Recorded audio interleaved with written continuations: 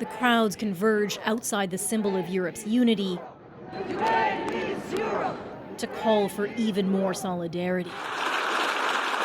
Inside the European Parliament, draped in Ukraine's colors, a long-standing ovation for the country's president, who had a passionate plea that Ukraine be accepted into the European Union fast. Prove that you will not let us go, that you stand by us, Volodymyr Zelensky said.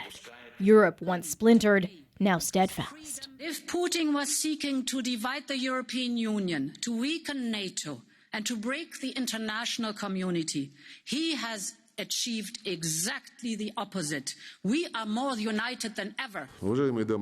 Hundreds of kilometers away, thinly veiled anger rippled through the United Nations, diplomats walking out rather than listen to Russia's foreign minister. Not quite what Putin intended. Instead of exploiting division, Russia's actions have done the opposite. NATO troops poised and deploying to Ukraine's neighbors. Hello. Boris Johnson, visiting a base in Estonia, is firmly on side. The scars of a bitter Brexit fight, unimportant in the face of war. If Vladimir Putin thinks he's going to push NATO back by what he's doing, he's gravely mistaken. For experts on the makeup of the European Union, this was to be expected. A knee-jerk reaction in the face of an existential crisis. That's the EU. They're always fighting each other over something.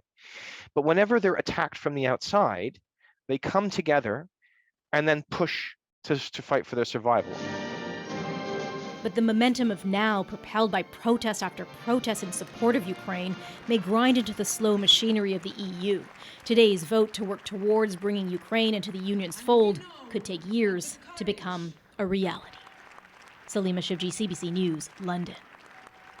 The Canadian government stepped up its support for Ukraine today, while also moving to further isolate Russia. For Ukraine, Ottawa pledged $100 million in new humanitarian assistance. The government says the money will go towards emergency medical care, as well as life-saving supplies for people forced to flee.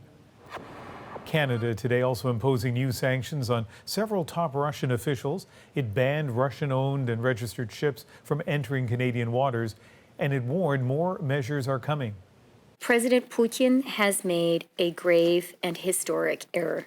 The free world is united in our conviction that his brutal assault on democracy, on the rules-based international order, and on the people of Ukraine cannot be allowed to succeed.